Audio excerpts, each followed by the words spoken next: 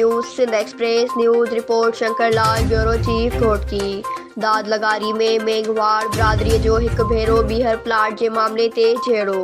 एक धुर के माण्हुनि खे बासर जी सपोर्ट हासिल हुजण सबब गरीब आज़ार में आहिनि। कानून भी बासरनि सां मिली गरीबनि जे खाते वारे प्लाट ते कब्ज़ो करण लाइ मदद करे पियो। वधीक औरत जी ज़बानी ॿुधो।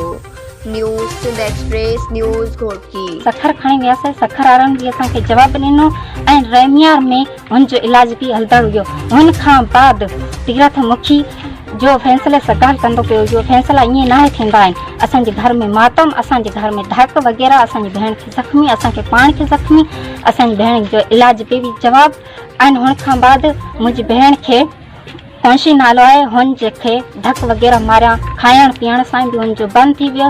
हुन खां बाद तीरथ मुखी पंहिंजा ई माण्हू मोकिली करे असांजे घर में ॾिसण आया, छा मरी वई छा बची वई। इहो तीरथ मुखी सारी शैतानगी तीरथ मुखी जा आहे। बारिक ख़ान साहब तव्हां हेतिरी जी तव्हां सपोर्ट करे रहिया आहियो, छा जे लाइ हेतिरो मां तव्हां तक पहुचाइणु चाहियां थी। अहिड़नि शैताननि जी तव्हां मदद न कयो।